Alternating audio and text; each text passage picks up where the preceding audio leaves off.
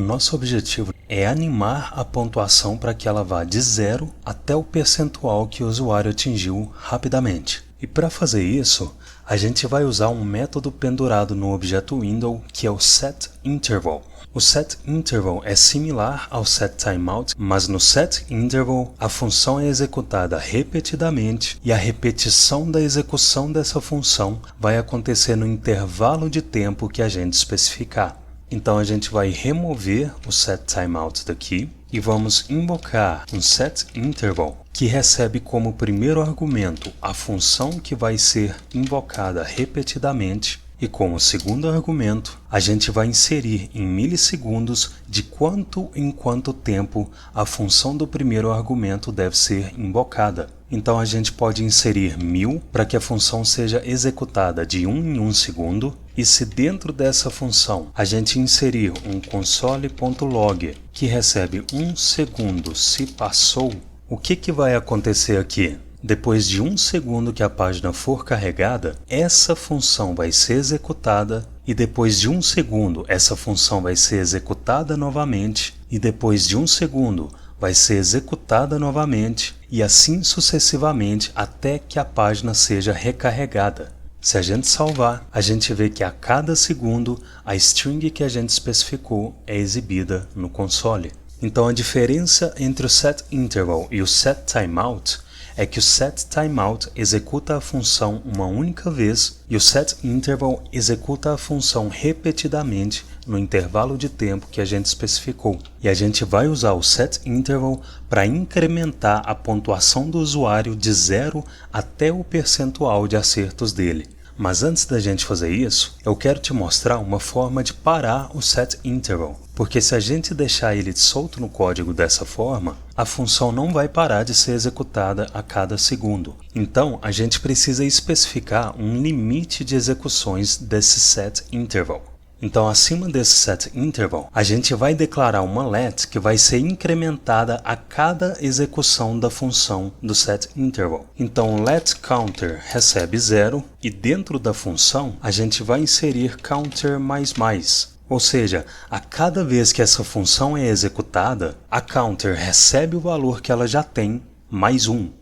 E para parar esse setInterval, abaixo desse incremento, a gente vai inserir uma condicional que verifica se o valor da counter é 5. Então, if counter é igual a 5, dentro desse if, a gente vai parar o setInterval. Como que a gente faz isso? Primeiro, a gente vai armazenar essa invocação do setInterval em uma constante. Então, constTimer recebe a invocação do setInterval. Feito isso, dentro do if, a gente vai invocar um método pendurado no window chamado clearInterval.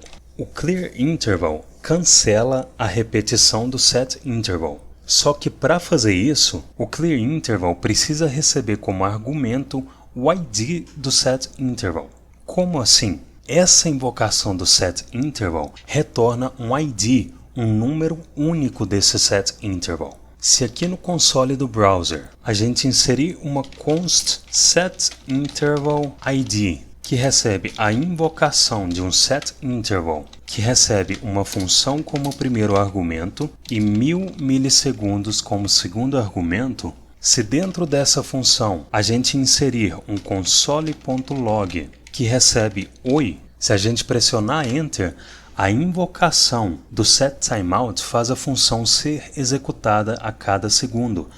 Só que além disso, essa invocação do setInterval resultou em um ID único que essa const setIntervalID está armazenando. Ou seja, se aqui no final do console a gente inserir a setIntervalID e pressionar Enter, a gente vê que o ID que ela está armazenando é o 3. Ou seja, essa invocação do setInterval resultou em um ID que a const setIntervalID está armazenando. Então, para a gente inserir como argumento do clearInterval o ID desse setInterval, a gente simplesmente referencia a timer. Então, aqui em cima, a gente está setando o valor inicial desse counter e aqui abaixo a gente está executando esse setInterval e armazenando o retorno dele na timer. Dentro desse setInterval, essa função é executada a cada 1 segundo e dentro dessa função, a cada segundo, essa mensagem é exibida no console, o valor da counter é incrementado e aqui abaixo a gente verifica se o valor da counter é igual a 5. Se counter é igual a 5, a gente executa o clear interval, que recebe como argumento o ID do set interval que deve ser parado, e como esse ID está armazenado na timer, a gente referenciou a timer. Se a gente salvar e olhar o console, depois de 5 segundos, o set interval não é mais executado.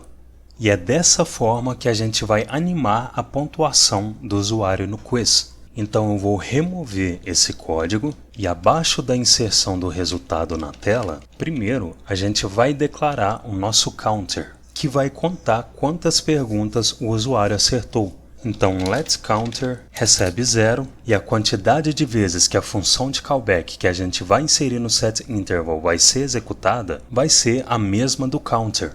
Ou seja, se o counter final for 50, a função do set interval vai ser executada 50 vezes para que a animação entre os números aconteça. Então, abaixo dessa let, a gente vai invocar o nosso set interval e armazenar ele em uma const timer. Então, const timer recebe set interval, que recebe uma função como primeiro argumento, e o intervalo de tempo no qual essa função vai ser executada, que vai ser 10 milésimos de segundos. Dentro dessa função, a gente precisa executar essa linha de código que está inserindo o resultado final dentro do span. Só que nessa referência da score, a gente está armazenando a pontuação que o usuário tirou no quiz. E a gente não quer exibir essa pontuação total diretamente dessa forma. Porque se a gente deixar assim, a cada 10 milissegundos essa função vai ser executada e esse valor não vai mudar. E como a gente quer que a nossa animação dos números vá de 0 até a porcentagem de perguntas que o usuário acertou, a cada execução dessa função, a gente pode incrementar o counter até que ele seja igual ao valor da score, que é a let que armazena a porcentagem de perguntas que o usuário acertou. Então, nessa interpolação, a gente vai só inserir o counter, ou seja, a cada execução dessa função, o valor que o counter armazena vai ser exibido e aqui acima a gente vai inserir uma condição que vai parar o set interval. Qual que é a condição? Se o counter é igual a score, para o set interval. Então, if counter é igual a score, dentro desse bloco, para a gente parar o set interval, a gente vai invocar o clear interval, que recebe o timer. Se essa condição resultar em false, o valor do counter vai ser exibido dentro do span e aqui abaixo a gente precisa incrementar esse counter, senão ele nunca vai armazenar o mesmo valor da score e essa condição nunca vai resultar em true. Ou seja, o set interval nunca vai parar de ser executado. Então counter mais. Vamos revisar o que vai acontecer aqui? Primeiro, a gente criou uma letCounter que recebe 0, depois a gente invocou o set interval e armazenamos o ID que ele retorna nessa const timer. E como o set interval foi invocado, essa função vai ser executada a cada 10 milissegundos. Dentro dessa função, a gente está verificando se o valor da counter é igual ao valor da score. Se for igual, o set interval para de ser executado. Se não for igual, o valor do counter, que na primeira execução é 0, é inserido dentro do span. Depois disso, a counter recebe o valor que ela tem mais 1, ou seja, como 0 mais 1 é igual a 1, a counter recebe 1, e esse ciclo de execuções da função vai se repetir até que a counter tenha o mesmo valor da score. Quando a counter tiver o mesmo valor da score, com a invocação do clear interval recebendo o próprio timer como argumento, a gente para esse set interval.